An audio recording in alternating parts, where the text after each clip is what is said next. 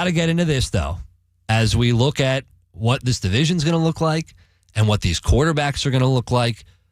What will Baker Mayfield look like year 2 with the Buccaneers, especially after he got the contract?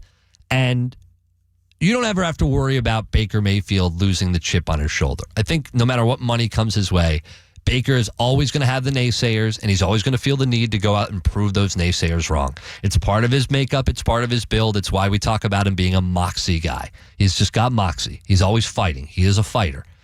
And I mentioned yesterday, this team has taken on that identity. But the one thing about Baker is not that he needs it, but with those naysayers that he knows are out there, every couple months or so, something comes out, somebody says something about Baker, and he may not say it, probably won't say it, but you can bet your ass Baker Mayfield is taking that ticket, he's putting in that receipt, if you will, he's putting it in his back pocket, and he will remember it when he comes back to try to destroy you. We saw it in college from Baker Mayfield. We've seen it in the pros from Baker Mayfield. And when things are going well for him, watch out. So last year, things started to go well and trend in the right direction. In what I thought was an offense that really, it didn't shine. It was mediocre. I think Baker Mayfield extended a lot of plays with his feet, made things happen, part of that makeup of Baker Mayfield. But I don't think it's going to come as challenging to him this year in this Liam Cohen offense. Once they get rolling here with all the weapons they have, I actually think it's going to be easier for Baker Mayfield this season, more so than it was last season.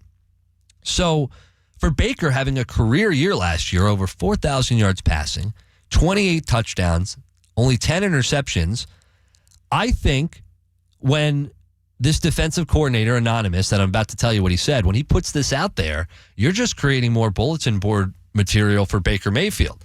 So if you miss this, Mike Sando of The Athletic reported that there's a defensive coordinator that is going out anonymously, will not put his name on it, and he said Baker can sling it. If he's coached well and he feels good, he's a good system quarterback. He can get rolling and make some plays. He doesn't scare me. With some of those twos, you're like, oh, bleep, I have to do something to stop them. I don't feel that way with Baker. He's a guy where we can play our stuff and be fine. All right. That motherfucker.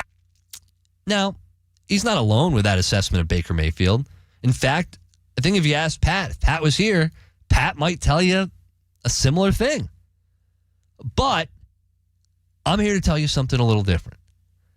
I think Baker Mayfield has never had the opportunity to really get himself comfortable in any system for that matter. And this year, I do believe he'll get comfortable in the Liam Cohen offense. But even though he knows Liam Cohen, he's never run a Liam Cohen offense. So even this year is a little different for him. And we're talking about a guy who's dealt with countless offensive coordinators, countless head coaches in the NFL. And that is something that I don't hear enough about when it comes to the Baker Mayfield story. It's hard enough to try to play quarterback in this league on its own, let alone all those added factors of new coaches, new offense, new players, new city. Once he left Cleveland, he was bouncing around. It's not easy. So I think Baker being comfortable in Tampa Bay, being a guy who has taken on the Florida man role in the best ways, not the bad Florida man role ways, and has totally taken this city by storm and taken this team over, seamlessly transitioning from the Tom Brady era.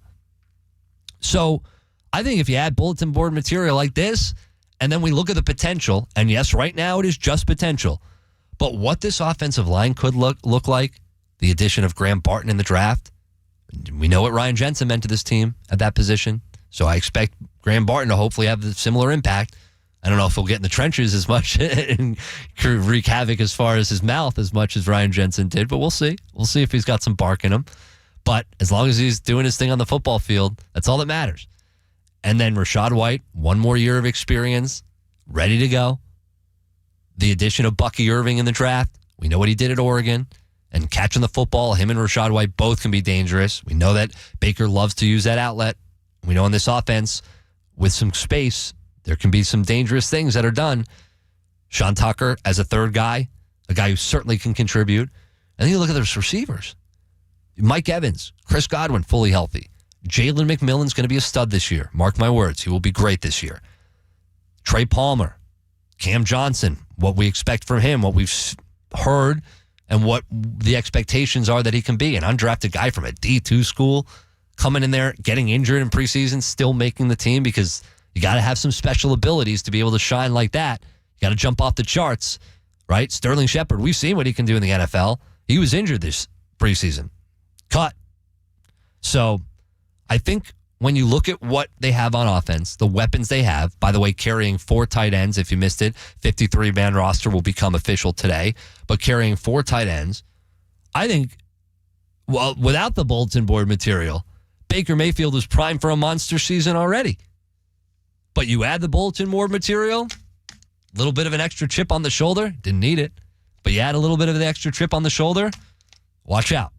And we'll talk with D. Orlando Ledbetter in just a few minutes of what that Atlanta team is going to look like, and what Baker Mayfield, what fear they have in Baker Mayfield over in Atlanta, because right now, a lot of people talking Kirk Cousins. Personally, don't fear him. Torn Achilles. We saw the way that thing reverberated throughout his leg. Same thing with Aaron Rodgers.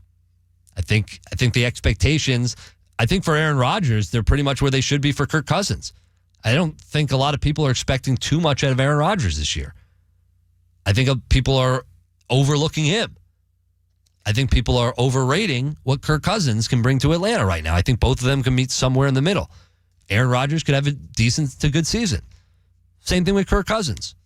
But we'll see what they look like after a really challenging injury to recover from with that Achilles injury.